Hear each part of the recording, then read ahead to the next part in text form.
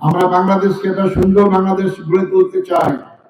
এই বাংলাদেশকে একটা দুর্নীতিমুক্ত রাষ্ট্র কায়েম করতে চাই, ইনসাফ ভিত্তিক রাষ্ট্র কায়েম করতে চাই, সকলের বসবাসযোগ্য রাষ্ট্র কায়েম করতে চাই, সকল ধর্ম বর্ণ লিঙ্গ সবাই যেন সমান অধিকার নিয়ে বেঁচে থাকতে পারে সেই রকম বাংলাদেশ আমরা করতে চাই। আমরা বাংলাদেশের গণতন্ত্র 54 বছরে বিকশিত হতে দেখিনি। অনেকগুলো কারণের মধ্যে পরিবারতন্ত্র দিয়ে গণতন্ত্র বিকশিত হয় না। ভাই বন্ধুগণ, বাংলাদেশের সম্পদের কোনো অভাব নাই। আমাদের সম্পদের অভাব থাকলে গত 16 বছরে 27 লক্ষ কোটি টাকা বিদেশে পাচার হতো না। এই এত টাকা গরিব দেশে থাকে না। আমাদের দেশে গরিব নয়, সম্পদের অভাব নেই।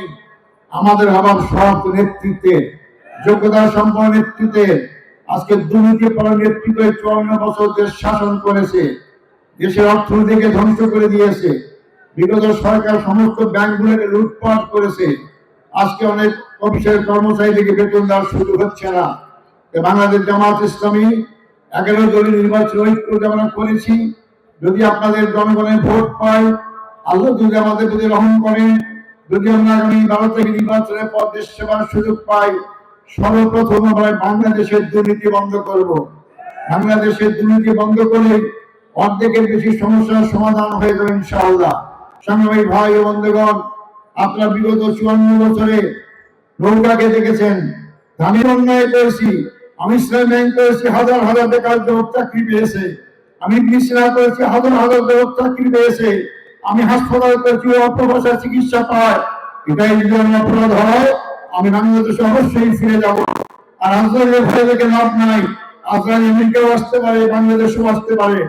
উনি মৃত্যুকে দেওয়ার পর কেনা করে বাংলাদেশে এসেছেন, ওনাকে গ্রেপ্তার করা হয়েছে, ফাঁসিও দেওয়া হয়েছে। আস্তে আস্তে ফাঁসির মঞ্চে নিয়েছেন, নিজের সঙ্গে থাকার জন্য বিদেশে থাকার চেষ্টা করেন নাই। আর যারা জনগণের বন্ধু করেন, তারা আজকে কোথায়? তারা আজকে ভারত আশ্রয় নিয়েছে। এরা কোনো জনগণের বন্ধু হতে পারে না। 70 বছর নেতা কর্মী থেকে জনগণকে ফেলে রেখে যারা এসে লন্ডনে কাটায়, তারাও জনগণের বন্ধু হতে পারে না।